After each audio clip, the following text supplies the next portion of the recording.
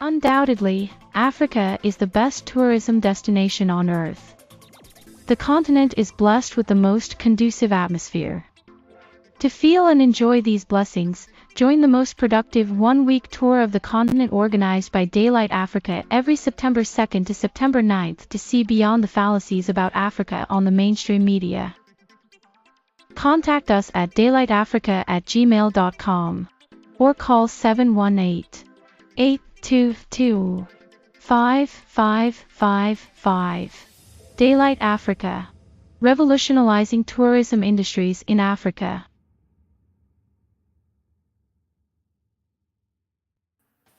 Hello, welcome to Forward Policy Review. Today I'm here with my co-hosts, Ben Toth and Billy Bob. And our guest today is none other than Christopher Black. I'm going to read a brief biography of Christopher, and then we're going to launch right into the show. We're going to discuss a piece he wrote on Janet Yellen and also a piece on Liu Xe's, the Chinese spokesperson's comments about Russia, the USSR, and Eastern Europe. Christopher Black is an international criminal and human rights lawyer. He is the chair of the legal committee for the International Committee for Defense of Slobodan Milosevic and vice chair of the overall committee, and was lead defense counsel in the Rwanda War Crimes Tribunal in the case of General Augustine, and I'm not even going to try to pronounce this. I'll give it a shot. Ndindiriyamana, Chief of Staff, Rwanda Gendarmerie, and won his acquittal on all charges in 2014. He was one of the advisors to President Milosevic until his death in 2006, and also worked on other cases at the Yugoslav and Rwandan tribunals. Welcome back to the show, Christopher Black. Thanks for having me. Yeah, let's launch right into the Janet Yellen piece, scolding China. Smart. Yeah. Oh, you want me to start on that? Yeah. Actually, the title was Yellen threatens China, but I wrote that because when I heard about her speech, I decided to read it. And when you read it, it's not quite the same as the Western media coverage of her speech, which was more or less extolling her patience and toleration for China and stating that the United States was willing to cooperate with China and so on. But when you read her speech, it's really a series of threats, which is set out in quite overt terms that the United States is willing to cooperate with China, but the cooperation means obeying the rules-based order and doing what they want. And if there's no cooperation, then things are going to happen. So it's the whole speech was cast as a general threat against China that it better play by the U.S. rules or trouble is going to happen. Yeah, wasn't it the wonderful phrasing of, we don't want to undermine China's rise, but it has to respect U.S. leadership in most industries. That's like Godfather phrasing. Exactly, and it said that as I'm sure, as she said, I'm sure if China cooperates with the United States, then it will be for the benefit of the United States. It's not going to be for the benefit of China. Yeah. So cooperation means obedience, it's not about cooperation in the way you and I would think about it. It's exactly as Don Corleone would say, you better cooperate or else, you know what I mean. Yeah, it would be a shame if something happened to China. Yeah, it'd be a shame if something happened to China. So I read the article, Chris, and it was great. Your summary doesn't do it justice. Like it was a very detailed article. It went over quote after quote from Janet. Yeah. And it just, it exposed the colonialist mindset that the U.S. still approaches, geopolitics with. And, I was wondering if it was too detailed because I was extracting a lot of references to her speech, and sometimes people get bored with that. But I thought it was necessary to frame her comments in the context of what I was saying with what she actually said. But if you read it, it is quite shocking the way she talks to the Chinese and to the rest of the world, because she's giving a message to the rest of the world that this is what you better do as well. You better cooperate with us, not just China, but everybody should cooperate with us. And then she made threats against China for helping Russia, and not just in military terms, which they're not doing right now. But any cooperation with China's support of Russia's war in Ukraine is going to bring severe consequences to China. What those severe consequences are, she did not say, but severe consequences, well, that could mean anything up to military action. I don't know. What else does severe consequences mean? They love using that term on everybody. By the way, just this morning, the third cover of The Economist magazine appeared scolding Erdogan. It's going to be, I don't have it in front of me, but the election decide the democratic world. Everything's at stake and all of that, because, you know, there has some autonomy in his decisions. Right. So that's how they speak to most of the world. You know, there will be consequences. It reminded me of the old missionary speeches to the natives. It's Richard Drennan in Facing West does a really good job of tearing away that facade of generosity, and it reminds me of Western B movies too, where the line is, "White man speak with forked tongue," and here it's "white woman speaks with forked tongue."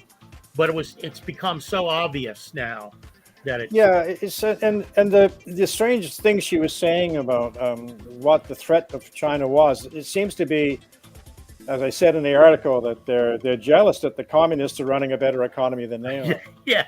Because otherwise, when she pointed out that China was engaging in unfair trade practices, there's not outlined what these are, except, of course, that the state, the workers' controlled government in China, if you have it that way, make decisions on how the economy should be run instead of the capitalists. They don't think that's fair. They want private capital to tell everybody what goes on. So it's not fair to them. No, it's not fair to them, because obviously the communist state-controlled plan system or semi-planned system has having better results than the chaotic, privately controlled capitalist system in the West, which is. So China has, I think, been predicting 6% growth this year. The United States is maybe eking out 1%. Canada, we just heard, only eked out 0.1% the last quarter. So we're probably technically in a recession, or maybe even in a recession now. I don't know. And not to mention, those jobs were sent to China by U.S. corporations because the labor was cheaper. The banking crisis is nowhere from over, even though the banks are solid. Like 2 hours later, 2 regional banks just melted again. You know, South Korea. So even the puppets, they have negative 3% growth now. Wow. It's also true for England and Germany. So in Canada the same. And then there's the Republic Bank just got taken over by JP Morgan or. JP Morgan Chase, I think that's the conglomerate. That's going to be the main bank of America. It seems even bigger and bigger to fail. Right, Jamie Dimon, that his bank. Diamond.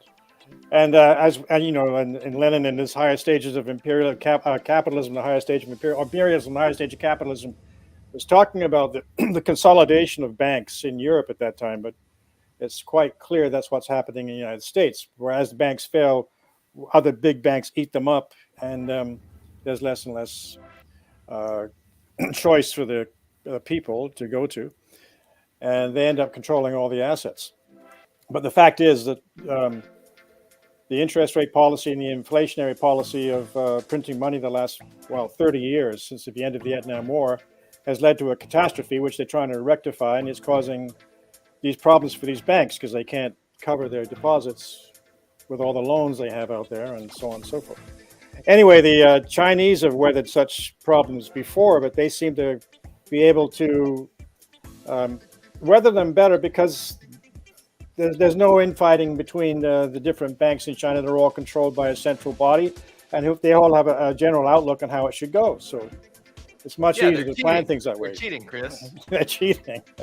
So this is the unfair practices, What cheating is there's 96 million people in the Communist Party of China, CPC, not CCP, and it's harder to get in there than it is to get into the Green Berets, the special forces in England. I mean, Xi Jinping had to try like 8 times to get in, you know.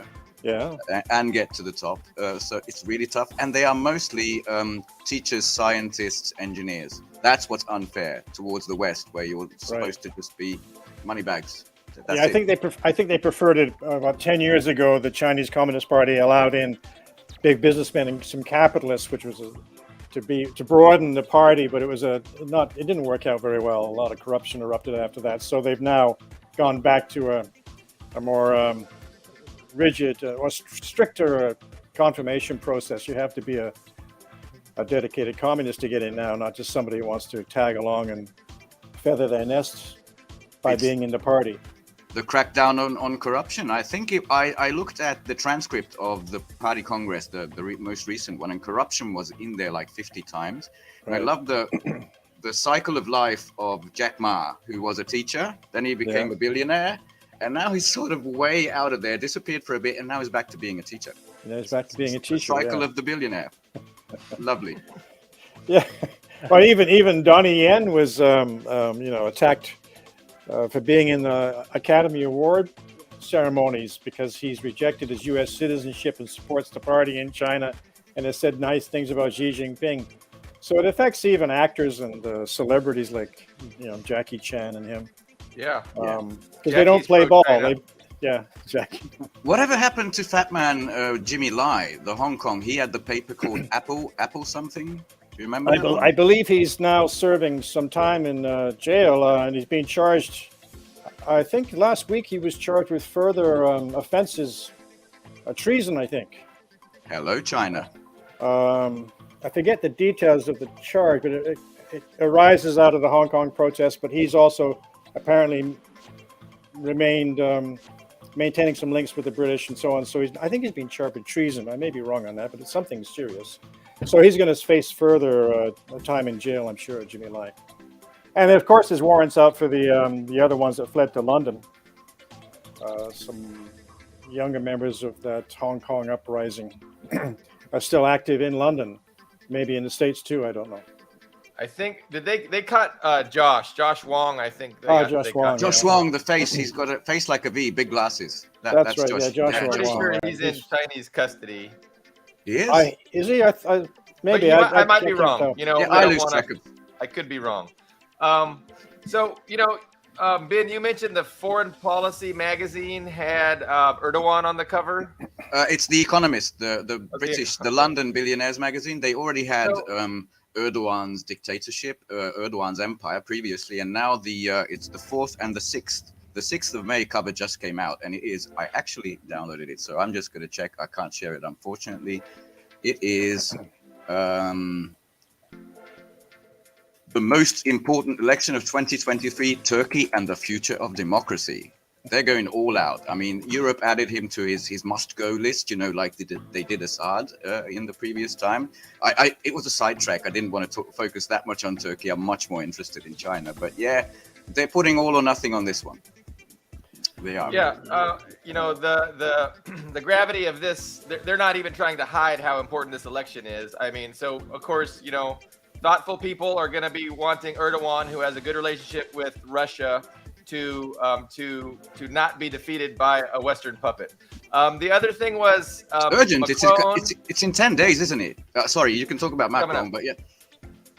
I wanted to talk about Macron briefly.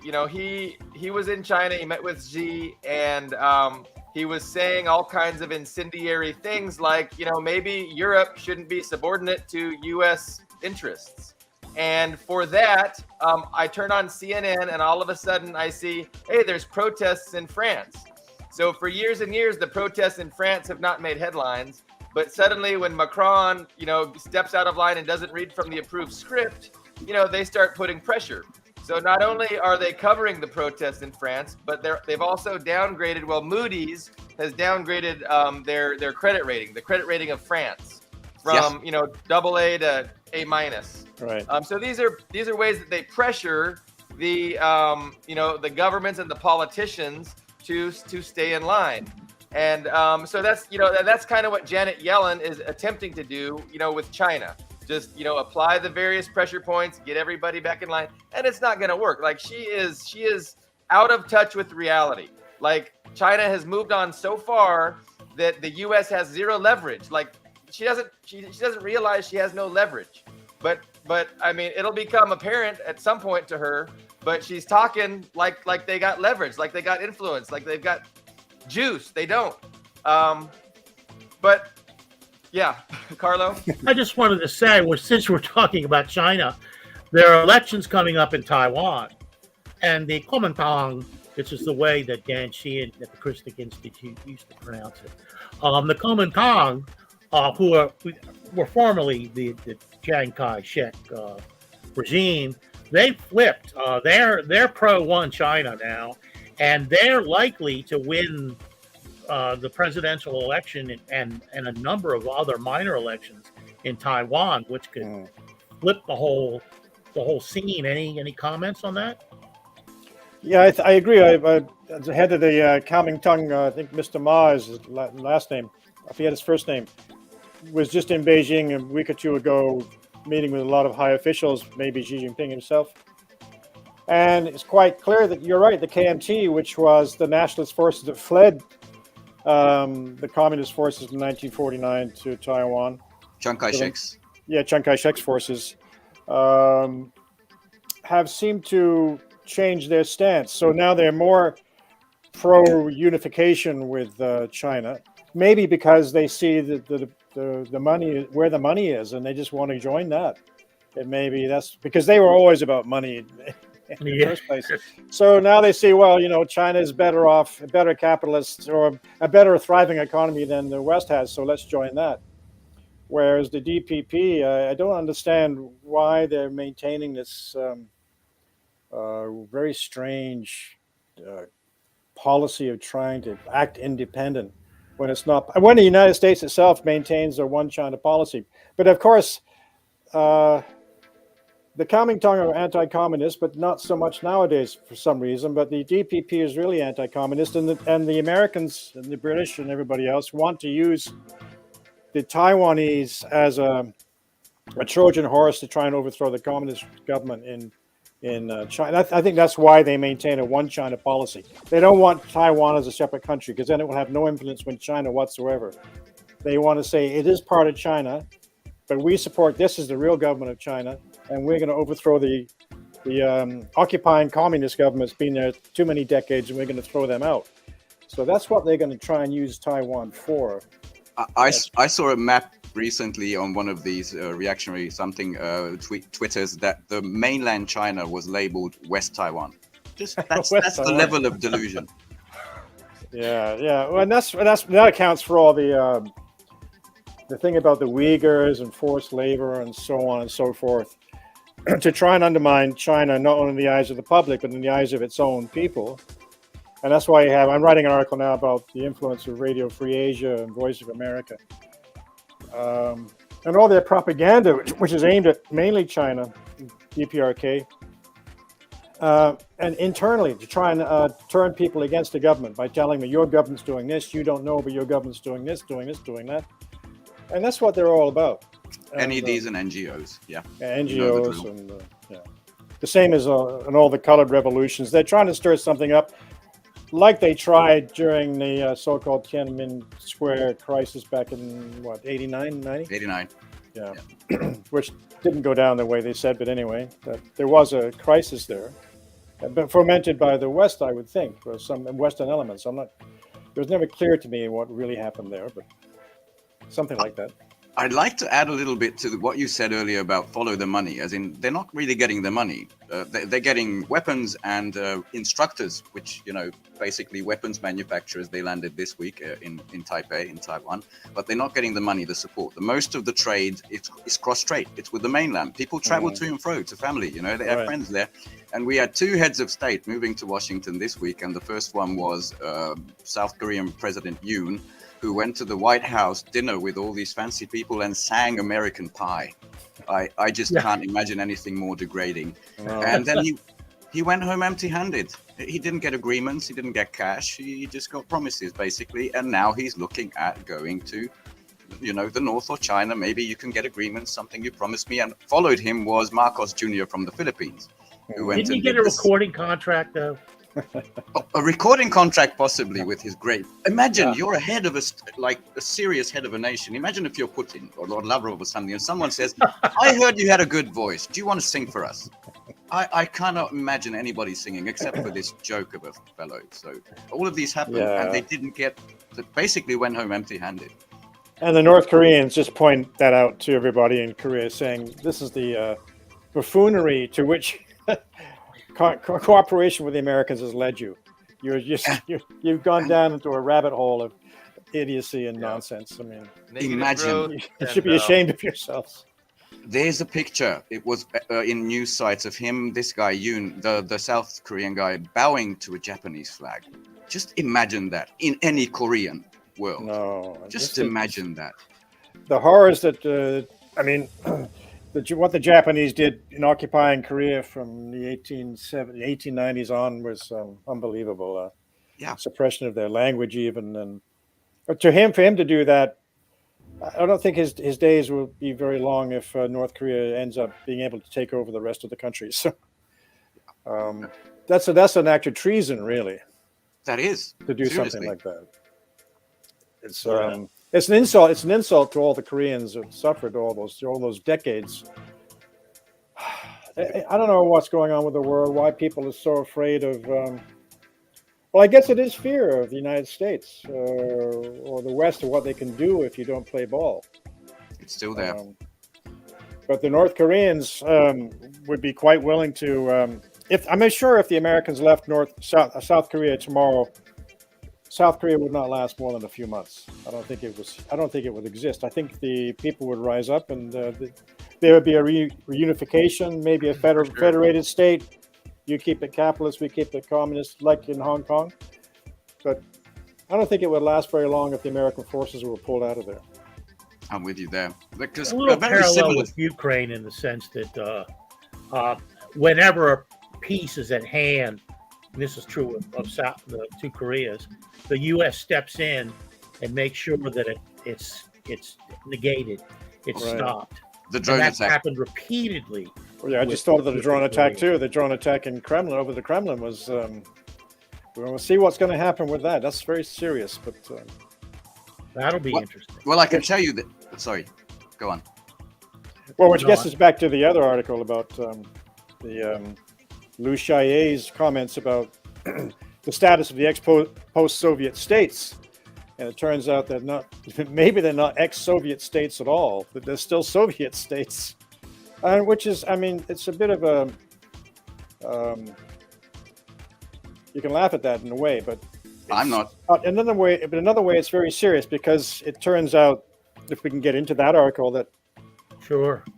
Can I just lead up? Maybe I should get into that. Yeah, I should lead up to that. I can lead up to the Liu Xia because that's a masterpiece. Because China has been doing diplomacy. Basically, I was when CARLO brought up Ukraine. I was going to bring up the Middle East because again, the threat of peace exists. Then we're going to step in and do some trouble because that's what China did first and foremost: bring peace between Iran, Saudi Arabia. Russia brought peace between Turkey and Syria, right? That was the first thing they did. Then it was the treatment of Macron and Ursula in China, where Ursula was sent packing, right? Shown a little garden of their own. And then Macron was taken on a charm tour for a couple of days. Here's my granddad's home in Guangzhou. You can move in here if you like. These were the steps leading up to it. And then she finally gave a phone call, still not picking up for the White House, for Blinken, for anybody. Even the ambassador, the US ambassador to China, is saying, we want to talk. We don't give a damn. Okay, give a phone call to Zelensky, saying, okay, we hear you, all of that. We're going to send a specialist to you. That specialist that they're sending is 10-year ambassador to Russia, who won the Order of Friendship from Vladimir Putin. And right after all this diplomacy, it's wonderful. What came next was Liu Xia, who was the ambassador to France, on a kind of a TV panel, like a news show, asked about the status of Crimea. And he said, I think we can get into your article here. It's been for Russia for hundreds of years. And come on, even the Eastern European, the post-Soviet states' status in international law is not clear. And I am Eastern European. I know the surface of this. I know the 2 referendums and then the one that was cancelled because of the coup. And after that came the Belovesh agreement, which the 3 leaders, which was Ukraine, Belarus, and Yeltsin for Russia, they had no legal or constitutional standing to make that agreement. So it has no standing in international law. But you are the main man, and your article went back into history, into the constitution of the USSR, and just delved. It's beautiful. He said something true, and the West went even more mad. They were so angry. Yeah, I think that's what interested me. Why the reaction? Because I was dismayed when the Soviet Union collapsed, like a lot of people, and depressed for a long time. And I thought I was trying to follow events as they took place. But when I went to Russia and spoke to people there, I found out I didn't really know what was going on, all the details of what had happened. And still don't really. There's many hidden secrets there.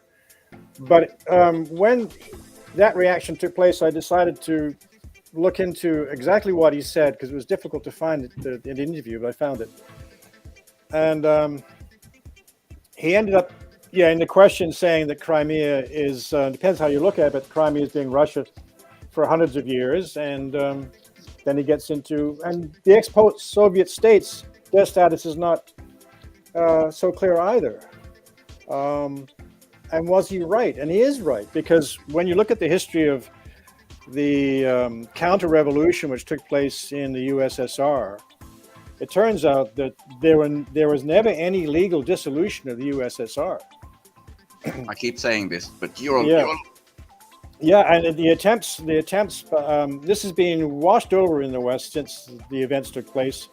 Nobody's paid attention to it. And the present governments in Russia since Yeltsin have never talked about it. But it's quite clear that under the 1977 Constitution, the 3 men, as you just outlined, who signed the Belovesh Accords, had no authority to do that.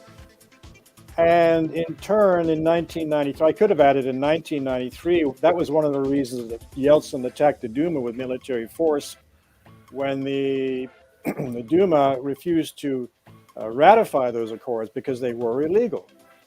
So, and also because Yeltsin was issuing decrees and dissolving the parliament, dissolving the Supreme Soviet, which he could not do. So he was acting like a dictator, and they refused to ratify those accords. So, in fact, the Soviet Union has never been formally or legally dissolved. In fact, legally still exists under the Soviet Constitution. De facto, you now have a situation where it does not exist de facto. But the legal position has ramifications, as Lou Chaillet pointed out, because it's quite clear that Ukraine has no claim on Crimea whatsoever because of the history of that issue. They can't claim they have any claim to Crimea. And the situation with Latvia, Estonia, and the others is Lithuania, Lithuania. Yeah, they're all. They were basically Russian provinces for most of their history, well, last 300 or 400 years. And it could be said, if I'm Putin in the Kremlin and these things are happening to me with this drone attack, well, perhaps things can be reversed. I mean, we can go in there because they're really still part of the Soviet Union. They're not separate countries at all, and they can't even be part of NATO because they had no jurisdiction to even sign those deals with NATO. I mean, you start throwing these questions around, and you come up with some very strange consequences, which I think is why the West was so disturbed, because they realized that the Soviet Union, its presence is still maybe a ghost in the hallway, but it's still lurking there, and it hasn't been resolved properly. And a very scary ghost. A very scary one, because there's a lot of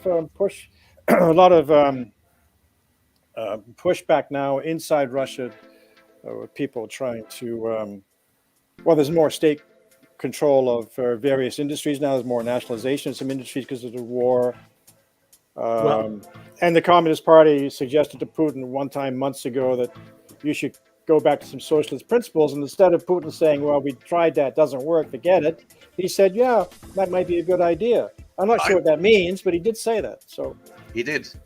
Well, the West is always talking about the rule of law. We have to take a brief break here, and we'll come right back to this topic.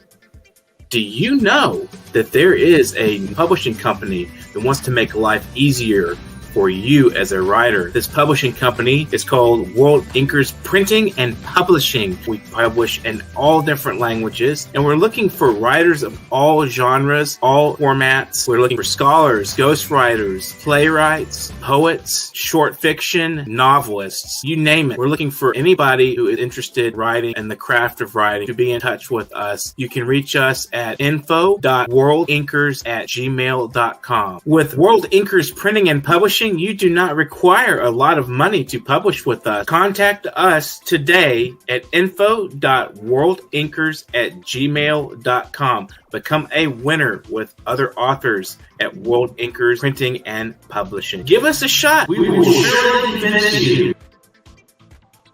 All right, we're talking about Liu Xie's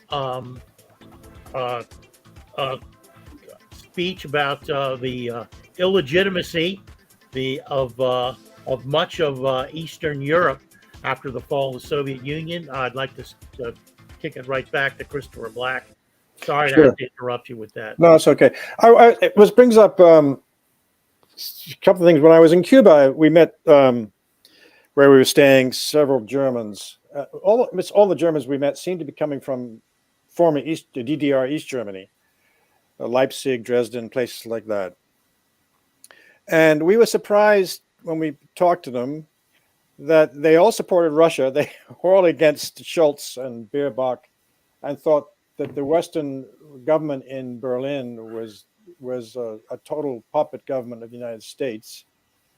And all of them regretted that they had rejoined with West Germany to make the Federal Republic now. And there was a lot of hostility towards West Germany and a lot of nostalgia or regret about the rejoining of the two Germanys and the disappearance of the DDR. And I'm seeing that. We're just watching a program on Netflix the other day, just a German murder mystery, but it's very strange because it's set in East Germany, and all the characters are policemen and detectives and people like that, and they're all expressing regret at the disappearance of the DDR and how terrible things are now, which I found strange to be in a German television drama. Yeah. And they attack Merkel openly, that she's destroyed us, and these politicians in the West have destroyed us, and the whole program is rife with these in every episode. So it's very strange to me, but I think there's some unrest in Germany. But it does call on. It goes back to what is the status of the DDR? It wasn't a part of the Soviet USSR, but the withdrawal of the Red Army from the DDR, from the Baltic states and so on. Hungary as well. In Hungary, Czechoslovakia and so on, was done under certain assumed conditions to that the Soviet Union had ceased to resist, blah, blah, blah, blah.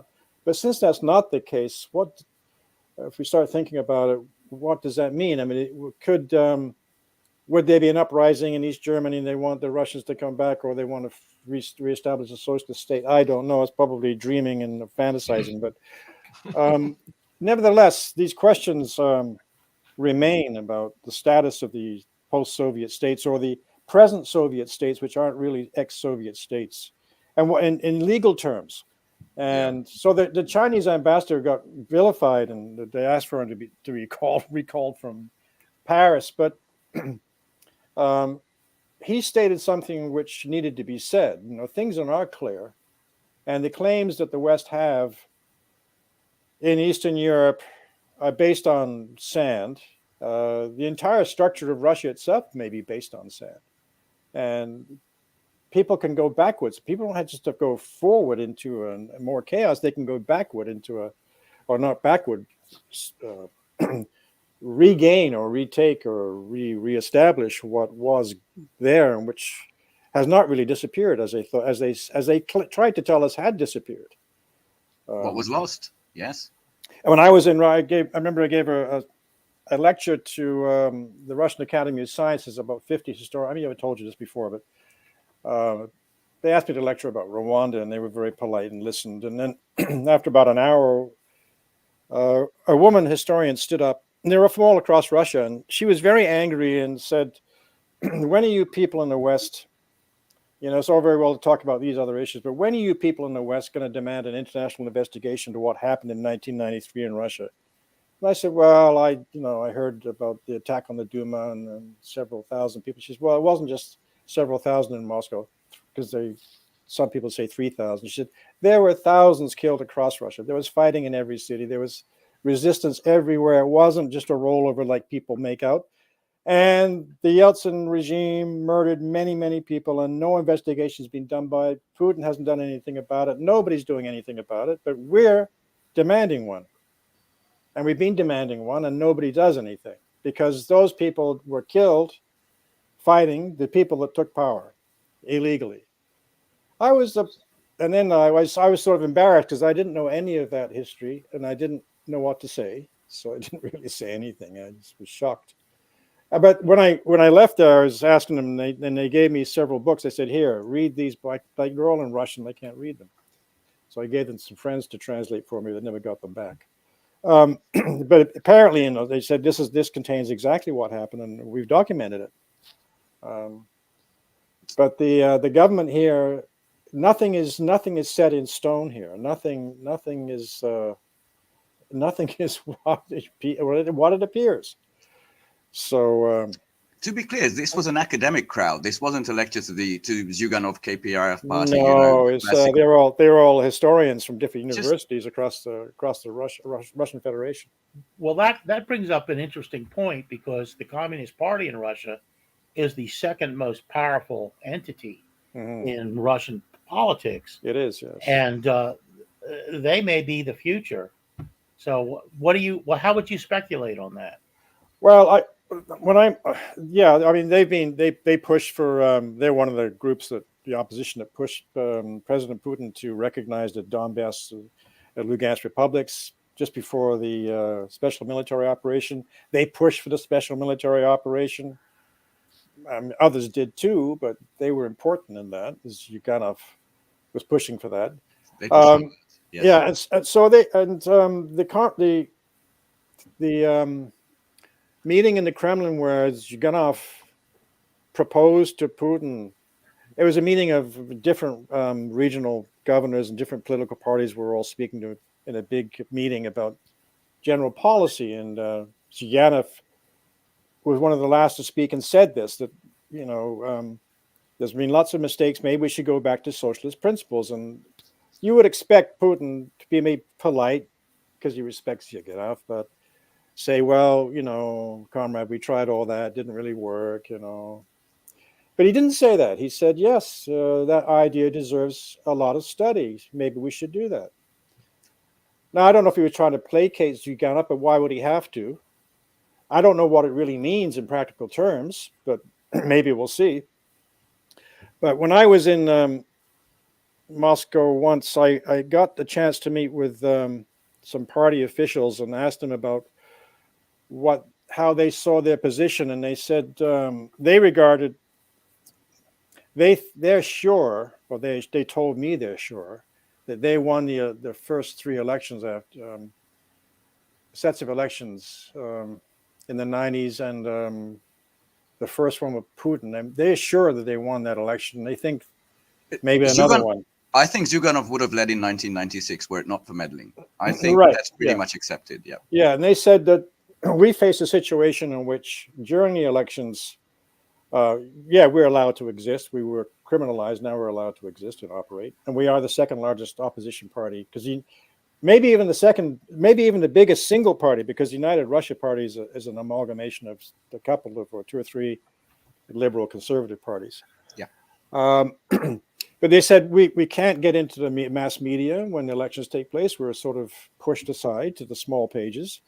We're not allowed to have advertising. like the other parties. We're reduced to handing out pamphlets on the streets like in the old days. So we're sure that, and we think the vote has been rigged in some of the elections, and they think they would still win if things were run in a regular fashion. I don't know if that's true or not, but that's what they told me. Neither do I. So the possibilities are there. I don't know. And we have there are other communist groups, the Russian Revolutionary Workers' Communist Party and other ones all attacking each other who's more communist. But nevertheless, the left is still quite strong there, or very strong, actually. Which is why the West promotes Navalny as the opposition. You see in the West, nobody in the Western press ever mentions the real opposition to Putin in Russia, which is the Communist Party. They don't even mention it because they don't want people to know it still exists. They don't want to know it still has a lot of influence and a lot of people support it. And if they get rid of Putin, well, it's either going to be Medvedev, who Jesus, with their worst nightmare, or Zyuganov, who would be even stronger. So they don't know what they're dealing with. I mean, they just keep. So they tell people Navalny, this minor sort of right-wing figure, a blogger with 2% recognition or something among the Russians. Don't talk about Navalny at all. No, and he's obviously working. He's getting paid by the Germans and the British. He's obviously an agent. I mean, he's a paid agent. That's clear. So. Yes. So maybe what they're doing is looking toward their friends, the Chinese, and saying, "Well, look at the success they're having. That there are certain things that should be emulated." Yeah, I actually saw a Russian parliamentarian say that exact same thing yesterday on the Riafan news site. Sergei Glaziev, he's the economics guy. Maybe he wrote 2 books about China's economy. He's been studying it very closely. Sergei Glaziev is like the biggest guy in economics in Russia. Yeah, it was this fellow. I forget it may have been him, but they were saying that Russia should consider its strategy and its economic and political policies because all its allies are communists. Vietnam, Laos, China, DPRK, Venezuela, Cuba, Iran, sort of an Islamic socialist state, Syria, socialist, semi-socialist state. All its main allies are socialists in some way, one way, form, or another. And yes, the Chinese communists have obviously developed an economy which is thriving and benefiting the people en masse. So there may be people looking at, maybe we should go back to some of these principles and maybe have a mixed economy. I don't know, but we see this with some of the nationalizations of some industries now for the war effort and a more central planning taking place, and they're reviving some of the old Soviet structures in the military field, in research. Some of the military districts are being reestablished from the Soviet times. Yeah, so, I think they called it Gosplan 2.0, based on a plan, which is the military, logistics, and industry. And I love that the education system, just last year, they said, we are leaving the Bologna system, Bologna process, and we are going back because it worked better. The classical Soviet education system. That's right. There's very good signs. Yeah, because they're complaining the Bologna system, which is famous here, is inferior to their system. It is. The courses are easier. They're not as long, and they're not as intensive. So yeah, the Russians are going back to some things from the Soviet time. So where that's going, who can say? It's not. I don't think it can go back to the Soviet Union as it was when it was overthrown. But something new could come out of that. There's always a thesis, antithesis, and synthesis. And I think that's what we're seeing. You had the thesis was the Soviet Union. The antithesis was Yeltsin coming up. And now we have something strange, or maybe something coming out of that. And then there'll be another circle of that. It's true the other way around, because nobody studies the 89-91 events in Russia more than the Chinese do. And I think Xi Jinping called it like historic nihilism, and a nihilism of the soul has set in, and that's what allowed them to collapse. And they always study the collapse very closely because they feel they lost with Khrushchev. So even early days, they lost their greatest ally. And now it seems that finally all that damage is being repaired. So it goes both ways. That's true. That's true. That's true. And Chris, I think go ahead. Sorry. I'd like to get back to your article. What I really appreciated about your article was when you brought out the fact that the Soviet Constitution allowed for certain satellite republics to secede. There was a legal means of secession. Right. that legal means of secession for that particular state included individual groups within that state to not secede, to maintain their relationship with the union. And that has resulted in a history where you have military intervention in like South Ossetia to protect the South Ossetians, their autonomy from the seceding state of Georgia.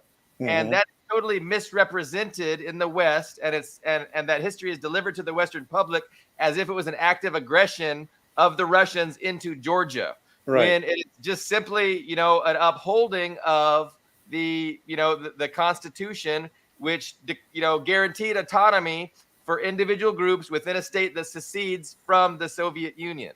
You want to talk about that a little bit more better? Yeah, exactly. The Soviet Constitution of from 1922 and 77 allowed the constituent republics to secede, like the United States. The states had the right to secede, apparently, until the war between the states, of course. That was crushed. So they had the right to secede. Fine. 1989, 1990, 91 happens. Now, the Baltic states became among the first with Georgia to start making noises about seceding back in '88.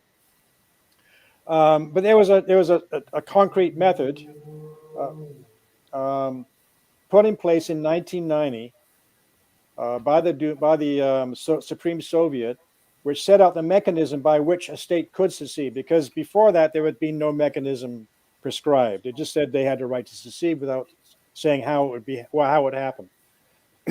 So in 1990, they filled that gap by issuing these regulations or procedure, which required a referendum in the seceding state, and they had to have 50% of the people vote and 50% of them at least agreed to secede. That wasn't the end of it. If they achieved that, then that had to be sent to the Supreme Soviet in Moscow for approval. And then there would be, and if it was approved, then there would be a 5-year transition period before the secession actually took place, whereby people, logistics would be handled, who was going to administer this, who's going to have, because there'd be Soviet structures inside these countries which have to be pulled out or assigned to them, and who would do that, who takes over what, and who's going to run what. But it also gave ethnic minorities in each republic the right to in turn secede from them and stay within the Soviet Union. So in the case of Crimea, for instance, Crimea was given to Ukraine in 1954 as an administrative matter. But if Ukraine wanted to secede legally, it would have held a referendum in each oblast, and that meant that the Crimeans would vote probably to stay in Russia. Definitely. Yeah, and then the Ukrainian Republic would have to accept the fact that that oblast had decided to remain within the Soviet Union, and it would stay within the Soviet Union.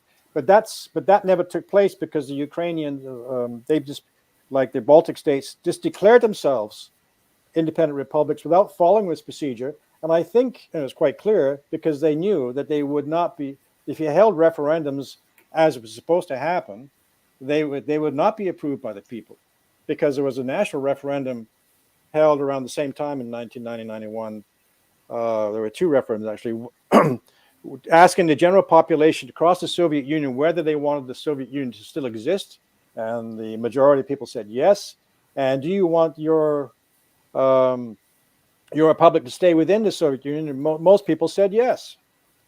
So the dissolution of the Soviet Union and the pullout of the republics by just decree was against the wishes of the majority of people, even in probably those states. And in the Baltic states, you have a significant Russian ethnic minority, some places, some towns, majority. And their wishes were never taken into place. And you bring up Georgia, South Ossetia, Transnistria, Moldova, where because they just pulled out without taking into account the Russian minorities within their regions who may have wanted to stay within the Russian Federation or Union, whatever you called it, we now have these simmering conflicts because that was never done properly. And you have the same thing with Ukraine, because it was never it never seceded properly or legally or in following the procedure set out. So yeah, they had the right to secede, but they did not secede doing that. They just pulled out unilaterally, ignored all the procedures, and therefore none of it was legal. And none of it has any force and effect in legal terms. But as Liu Xiaoye said, de facto they're there, they exist. And as the Chinese government said, well, we deal with these governments now. They de facto they exist. We have to face reality. But still, you know, these illegalities have consequences. Yeah. Today, like you said, they exist on a foundation of sand, essentially. Right. Is there any way that this can be litigated? Well, that's an interesting question. I don't know where you'd litigate it. Whether, for instance, whether a Russian citizen could bring a suit in the constitutional court in Russia and say that the Soviet Union still exists and therefore all the republics are still part of the Soviet Union. It'd be amazing to watch. I don't know where that would go, because the constitutional court in 1993 did rule against Yeltsin, said all his decrees were illegal. His declaration the Soviet Union ceased to exist and trying to get rid of the Supreme Soviet and the People's Deputies was all illegal. And yet he just did it and used the army to crush that. So what's the basis of the Russian state now? Is it based on legal foundation, or is it based on, as I said, use sand, but is it based on a structure which is very fragile and not as strong as people like to make out? So I mean, and this whole issue with, you know, Putin before the special military operation, he had really sought to address this whole issue in a comprehensive way, and he sent an envoy to the West saying, hey, we need security guarantees. You know, we're not going to have NATO in any of the former Soviet satellite republics. And he was trying to negotiate a solid, concrete framework which we can move forward on. That everybody agrees. You know, China agrees, the West agrees, Russia agrees, and the West just balked. They said, no, it's going to be our way or the highway. Right. So he dissolved the Warsaw Pact on good faith, so that NATO would also dissolve, and the next steps were inches to the east. Yeah. Right. So I mean, so it's kind of being litigated, you know, on the battlefield right now. Yeah, it's being litigated on the battlefield. I was going to say it took 23 years of pain if you count from 1991, or at least 8 years if you count 2014, when Crimea decided we are part of Russia, to actually have the proper referendum and saying 95, 96%. Yeah. Sorry, we want to go east. And even then, it took 8 years of them, at least the Donbass republics, being bombarded every day for Russia to actually step in, because he trusted the West. He trusted the Minsk II Accords. And everybody in the West has admitted it wasn't about peace. It wasn't. No. Well, that's quite clear. I mean, I think from the war on Yugoslavia was as soon as the Soviet Union was overthrown or was destroyed. What did the United States and NATO do? They attacked in two fronts. They attacked Yugoslavia and Rwanda, and around the same time in early 90s. And they're connected because Yugoslavia was the southwestern flank to attack Russia, which they needed to secure. Because remember, Hitler had to do that to invade Russia. They had to secure the Balkans first because they couldn't trust the Serbs behind their backs. And Rwanda was attacked because the United States wanted to kick France and out of the Great Lakes region of Africa and the Congo and so on. So they moved on two fronts at once. Those wars are linked in my mind. But so the attack on Yugoslavia and the building of Camp Bondsteel was evidence that they intended to attack Russia even back then and probably before, since the Second World War, really. But they took active steps with the attack on Yugoslavia. Eliminated Yugoslavia as a threat or as a possible point of resistance, and then had been expanding NATO eastward ever since. And there's only one reason for that, because they need the forces of all those countries to be able to attack Russia. So the whole point of the expansion of NATO is to prepare for an attack on Russia, because it's a conspiracy. I mean, they could be charged with conspiracy to commit aggression right now, but the ICC does nothing about that. By the way, while you're with us, you have the legal side of this. I was going to say it's very similar, legally speaking, the dismantling, the balkanization of Yugoslavia. Was there any kind of public referendum held, or was it just, I declare my independence? I think it was done in a very similar way to the post-Soviet. Yeah, it was, because they that was what caused the civil wars in Yugoslavia. The Germans and the Vatican and the Americans and British coaxed Croatia to pull out, and Slovenia recognized them immediately, but didn't take into account the ethnic Serbs and the Bosnians who lived in those places, who didn't want to live in a Croatia ruled by Tudjman and these fascists. So when Croatia pulled out, the Serbs raised barricades in their towns and villages and said, we're not part of Croatia, we're still part of Yugoslavia. And that created the fighting there. Then the same thing happened in the other Bosnia and other republics. All of that was due to the fact that the republics pulled out without following. They could secede, but to secede, they had to go through certain steps to take into account all these myriad of problems which would happen when one place leaves, a province leaves a country, or a state leaves a state. Look what happened in the United States when they did that. You ended up with a major war. And so same thing happened in Yugoslavia. So no, the procedures weren't followed. It's almost a parallel situation. You're right. Yeah, thank you. I don't know if anybody of you guys know a NATO EU guy called Günther Ferlinger, something like that. He's on Twitter, and he's doing these post maps. He has a post China, like broken up into 50 territories. He has a post Russia, like 61 states with their own little maps, and he's got a post Iran now. So he's one of these guys who wants to do the same everywhere around the world, and doesn't understand it's not quite the same. Yeah, Balkanizer.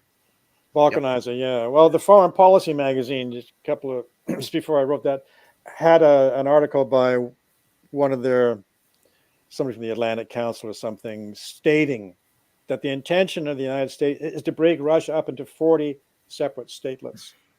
Yeah. Which they would control every one of them. And then they would do the same to China. So they would just break it up into all these little principalities and little provinces. Any idea, Chris, where we can read your article, the second one, because it's not published yet, right? We all read it unpublished, yes. Yeah, no, it's New Eastern Outlook said they were going to publish it this week, but it hasn't been published yet, so maybe on the weekend. Yeah, well, we'll share it on when it's available, on the video link and in our Facebook and things like that. Okay. Yeah. Briefly, what did the lack of Tito have to do with the breakup of Yugoslavia? I'm not sure, because when you speak to Yugoslavs, there's a big cross current of opinion about Tito. Either you love him or hate him, and that seems to be. And I'm never clear on the reasons why people were. Some were against him. Some have some ideas. Yeah, but he probably has more of a knowledge of that. I'm going to Ljubljana tomorrow because Josip Broz died, I think, 43 years ago today. Correct me if I'm wrong. And I'm going to people who love him. We are Potopžiči. We are walking the wire, which is where the Nazi walls and the bunkers were around Ljubljana. And there's a lot of people with the Red Star flags, with SFSN, Smrt fašizmu, Sloboda narodu, which is death to fascism, liberty to the people. So I know of this, but I know there's a lot of pockets of people who absolutely dread him and hate him, especially in Bosnia, some parts of Croatia. It's it's the Balkans, guys. It's not a simple place. Yeah. Well, it's the same with Milosevic. I mean, many people you talk to don't like Milosevic, and you ask, well, why? Well, he caused NATO to bomb us. And you get the same sort of thing with some, like people like Navalny. Well, if you only played ball with the United States, there wouldn't be any trouble with them. Well, yeah, you want to drop dead and cave over and kiss their ass, you can do that. But this is the so when you point out, well, he just stood up for your country, and then that's why your country was attacked, because he wasn't a dupe of the West. Yeah, tell that to Gaddafi. Yeah, or Zelensky. Zelensky, yeah. Zelensky. I'm afraid we're out of time, guys. Oh, okay. I'd love to speak for another hour. I really would. Yeah, damn it. Sorry. Brilliant. Thanks so much to Christopher Black. Another thanks for having me great hour. Great to talk to you guys again. Yeah, we'll have to do it again soon. All right. All right. See you later. Signing off.